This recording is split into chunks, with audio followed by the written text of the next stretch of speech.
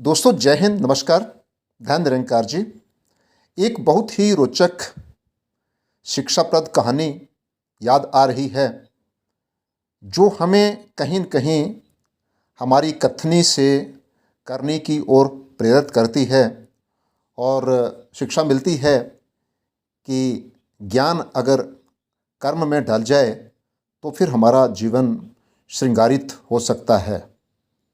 पुराने वक्त की बात है, कहीं सुदूर के इलाके में एक बहेलिया रहता था और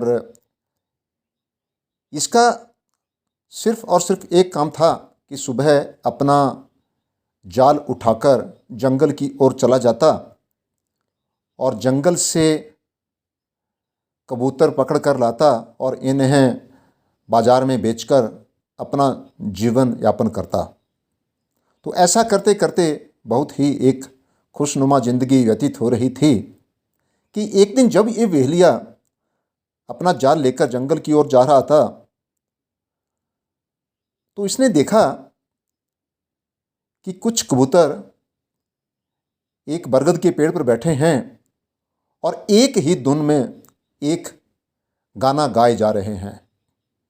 गाने के बोल थे, बहेलिया आएगा, जाल बिछाएगा, दाना फेंकेगा, हमें फंसाएगा, लेकिन हम नहीं फंसेंगे। अब एक ही रट लगाए एक कबूतर बोले जा रहे हैं तो बहेलिया बड़ा चिंतित हुआ कि इन्होंने ये पाठ सीख लिया, अब तो मेरा रोजी रोटी का गुजारा बहुत मुश्किल हो जाएगा। मैं किस प्रकार से अपने बच्चों का, परिवार का भरण पोषण करूंगा।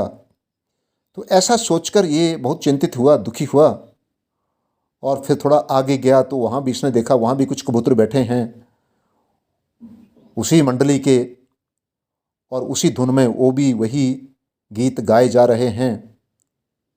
तो ऐसा सुनते सुनते बहेलिया उदास और निराश होकर अपने घर की तरफ रवाना हो गया। तो जैसे कैसे करके पूरा दिन सोचता रहा। दूसरे दिन फिर वही अपना कर्म करने के लिए दोबारा अपना जाल उठाकर जंगल की ओर जाता है। लेकिन इससे ताज्जुब होता है जब वो कबूतर फिर से वही गाना गा रहे हैं और ये बहेलिया और परेशान। तो अब इसने सोचा कि मैं कोई और कारोबार सोचता हूँ, करता हूँ। ऐसा सोचकर ये पीछे की ओर मुड़ा और अपने घर की तरफ जाने लगा कि अचानक इसे एक कोई प्रबुद्ध ज्ञानी सज्जन मिला। तो जब उसने पूछा कि भैया तेरी परेशानी क्या है, तू बड़ा परेशान लग रहा है, तो बहेलिया बोलता है कि भाई साहब ऐसे बात हो गई, मेरा भरण पोषण करने का एक ही साधन था जो मैं कबूतरों को पकड़कर जंगल में जाता और इन्हें बाज़ार में ले जाकर बेचता और उसी से मेरा परिवार का भरण पोषण चलता था। तो अब ऐसा हो गया कि सारे के सारे कबूतर जागरूक हो चुके हैं और अब वो किसी भी हालत में मेरे चंगुल में फंसने वाले नहीं हैं। जब उसने ये बात सुनी उस प्रबुद्ध व्यक्ति ने, तो सज्जन ने इस बहेलिये को बताया कि भैया कोई बात नहीं, कबूतर अपना काम कर रहे हैं, वो अपना गाना गा रहे हैं, तो आप कोशिश करो, आप अपना जाल फेंको। अब आगे वो क्या करते हैं, आपको पकड़ में आते हैं नहीं आते हैं, वो अलग बात है। तो जब ऐसा उस सज्जन व्यक्ति ने इन्हें प्रेरित किया तो बहेलिया पीछे मुड़ा और जब दोबारा ये जंगल में गया, उस पेड़ के नीचे इसने अपना जाल फेंका, जाल फेंककर दाना फेंका और ये क्या, दाना फेंकते ही पूरे कबूतर उस धुन को गाते गाते एकदम सारे के सारे उस जाल पर आके बैठ जाते हैं और दाना चुगने लग जाते हैं। बहेलिया बड़ा खुश हुआ। इसने फटाफट जाल को समेटा, पूरे के पूरे कबूतरों को जाल में लिया और अपनी पीठे के पीछे इनको जाल को लगा करके चल दिया। और हैरानी तो और भी ज़्यादा उस वक्त हुई जब इसने देखा कि पीठ के पीछे जाल में फंसे हुए कबूतर भी उसी गाने को गाए जा रहे हैं। बहेलिया आएगा, जाल बिछाएगा, दाना फेंकेगा, हमें फंसाएगा, लेकिन हम नहीं फंसेंगे।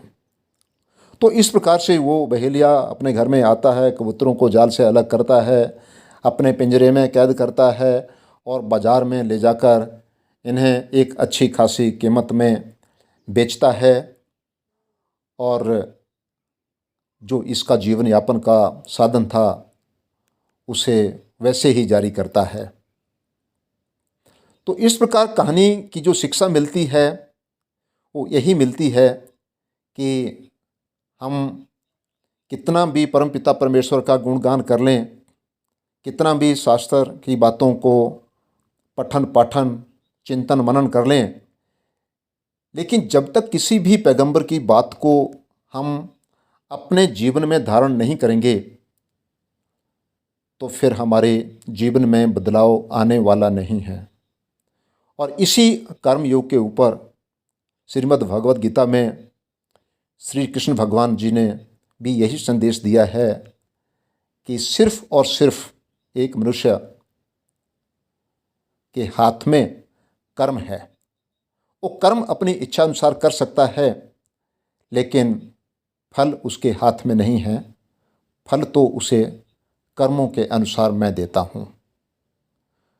तो शिक्षा यही निकल के आई कि जो हम बोल रहे हैं वो हमारे कर्मों में, अगर हम नेक शिक्षा दे रहे हैं तो वो शिक्षा कहीं न कहीं हमारे कर्म में झलकनी चाहिए। तभी हमारे जीवन में परिवर्तन, जीवन में निखार और जीवन सार्थक हो सकता है। प्रेम से बोलिए धन निरंकार जी।